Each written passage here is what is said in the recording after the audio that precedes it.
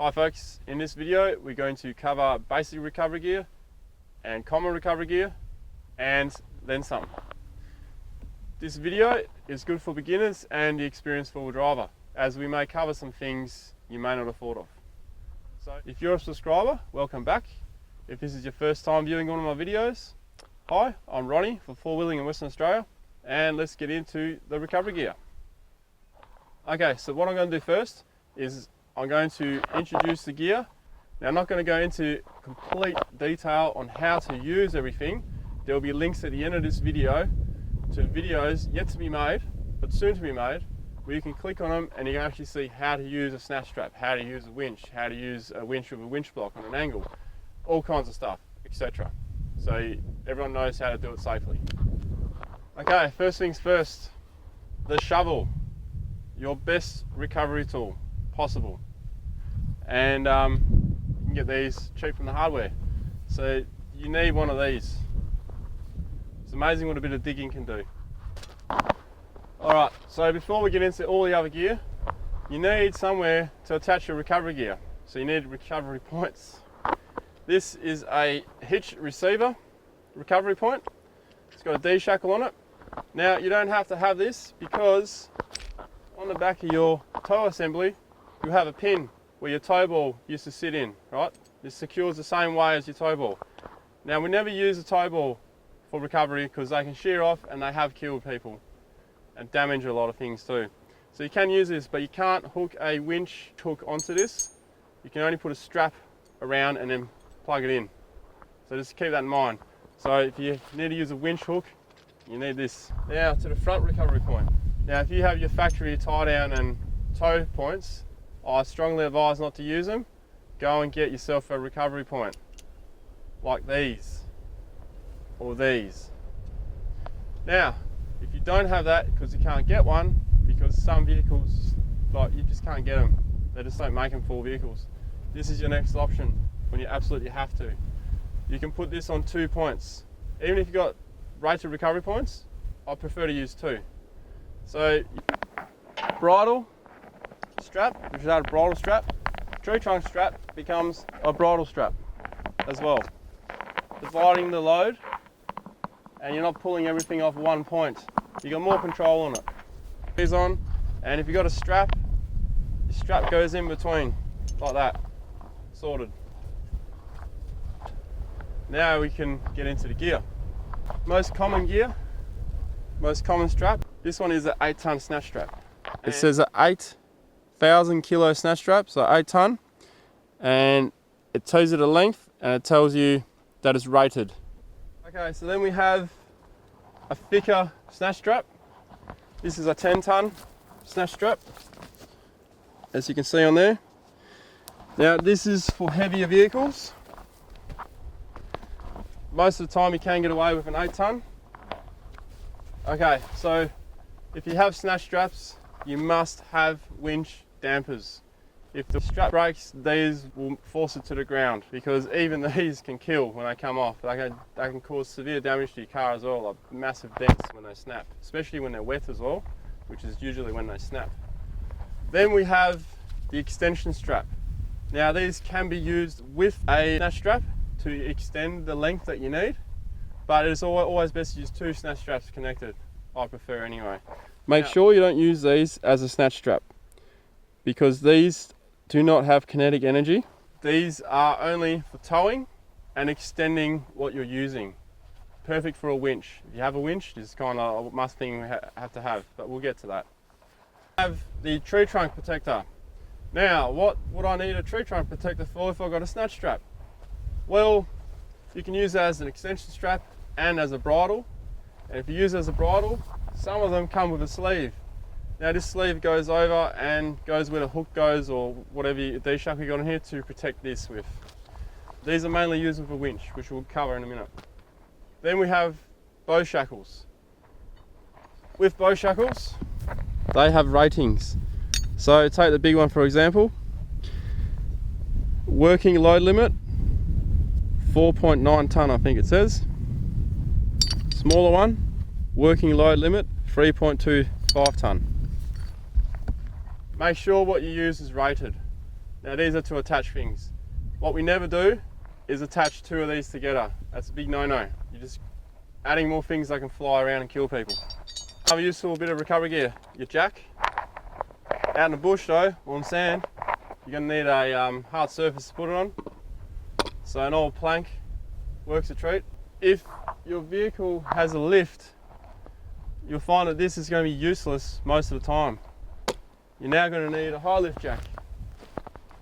So the high lift jack, we have a normal height high lift jack, which will suit most vehicles. Most vehicles up to 3-inch lifts, possibly even a 4-inch lift. However, if you have a tray back, even with a 2-inch lift, these are useless for the back. They're too short. Therefore, you need this big bastard here. There's a high lift jack. So these are higher. So now you have a fighting chance to lift the rear up. You can see how much higher it is, and you'll be surprised that even though it's only a little bit higher, that there is quite a height difference when you go to jack the vehicle. Okay, next we have the exhaust jack. I'm not going to go into too much detail about it, but you get mats to put in between the ground and your vehicle or your chassis, so you don't puncture the bag. You get a hose for your exhaust, and that's the bag itself, that's the bottom. These are also really good. I've used a few in a few situations in the past, and you'll find that these can get in some places where other jacks can't. Max Tracks or any other recovery boards, treads and all kinds of other ones, there's heaps out there. Great for self-recovery. Okay, winches. With winches you have 9,500 pound winches, and you got 1,200 pound winches. Now you roughly divide that by half, that's the kilo capacity they can do. You got rope and you got cable. I prefer rope. Cable snaps, it will cut you in half if you're in the wrong spot. You shouldn't be in the wrong spot anyway.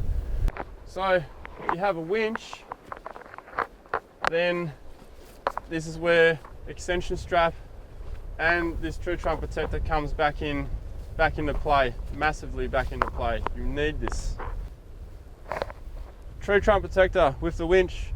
Never put the rope around the tree. You'll ring bark it, kill the tree and damage your rope. That's why we use these. It's nice and gentle on the tree. And even if there's no tree in play, your winch rope is just too short, well, extension strap, a short extension strap. Perfect for when the long extension strap is too long, and believe me, that happens quite a bit. Now, winch blocks.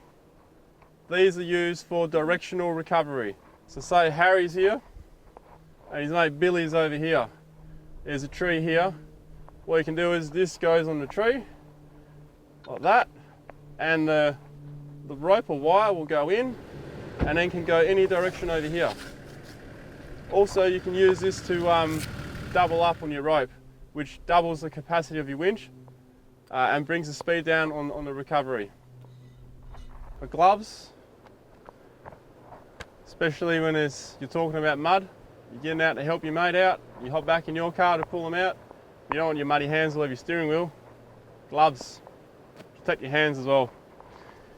Now, what have I got here? This is stuff that you wouldn't normally think of. Now, you can get drag chains, and I do apologise, I should have brought my drag chain out for this video. However, what I do have here is some slings. These are some slings that have been discarded. Now, I've checked them all, they're all fine. They're rated at 2 tonne each, but what I would do is, I would use these for, say, I'm pulling a log out of the way, I'll double up or triple up on these, wrap it around the log, and I'll drag it away with the winch or with the back of the vehicle. That way I'm not ruining my tree trunk protector or any of my other gear. This is just some cheap straps. You put enough on there to make sure that you are within the load limit, you'll be fine. Here's another example of a sling. You can do the same thing with.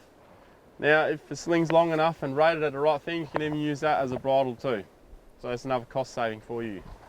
Now that's pretty much everything covered. You've noticed that a lot of this stuff looks brand new, that's because it is. Obviously, like, we're kind enough to donate some gear to us. Most places do bags for recovery gear, and you can also make your own bag up, which is not a bad idea as well. And you tend to find that a lot of these bags for recovery gear, they're kind of too small, too tight. Once you've unraveled something, it never fits in, as you know, with you know, sleeping bags and tents and stuff. Handy tip, I always keep these heavy duty garbage bags with me, because when this stuff gets all muddy, you don't want it in your car, right? So stick it in a bag, clean it when you get home. This is some of my old gear. I've had this for ages, and you look after your gear, it lasts forever. So, you know, clean your gear. Just another thing we're going to cover, WLL, which is here, working load limit, or you'll see SWL, safe working load. Now, this will be on rated recovery gear. If you do not have this, do not use it, because you don't know what it can take. Now, safe working load and working load limit doesn't necessarily mean that's the braking limit. The minimum braking limit on these is usually 4 to 5 times of what it's stated here. Now, that's not to say that you should go out and go, oh yeah, well, I'll be right, because this little one here is right to pull out this big cruiser, because I know that the minimal braking limit is 5 times of what it says. Don't do that. Still use the biggest one you got, but it's just good to know, because if you're aware, when a vehicle is completely bogged in mud, down to the chassis, wheels, everything underneath, that car weighs 3 tonne, you're more than likely trying to pull 6, 7 tonne maybe, but a lot of people don't think about it, and I guess that's why you have a safe working limit, which is 5 times less than the actual braking strength, because otherwise people would just be braking these everywhere. If that was the actual braking limit, these would be braking everywhere and lots of accidents will happen. So just something to be aware of. Alright folks, thanks for watching. I hope I've enlightened you on a few things, or maybe a lot of things. Now, that is a lot of gear. It is overwhelming if you're a beginner. I'm just simply stating what there is available. Now, if you don't have a winch, you don't need a lot of this gear. Okay, so don't worry too much. Just make sure you have your recovery points, your basic stuff and your safety stuff, and you'll be right. Alright, so at the end of this video, you'll see various boxes where there'll be links to go to, clickable if you're on a desktop computer. If you're on your iPhone or iPad, you'll have to use the links down below. Now, a lot of these videos are still yet to be made, so come back, they'll be there later. If you're a subscriber, you'll get a notification anyway. So thanks again for watching. Take care out there when you're recovering vehicles, and don't forget to subscribe if you haven't already, and give me a thumbs up if you like the video. Leave a comment, anything else you've thought of. Remember, I'm not going into detail in this video. The other videos will have detail on how to use each piece of equipment. So I'll catch you out there. See ya.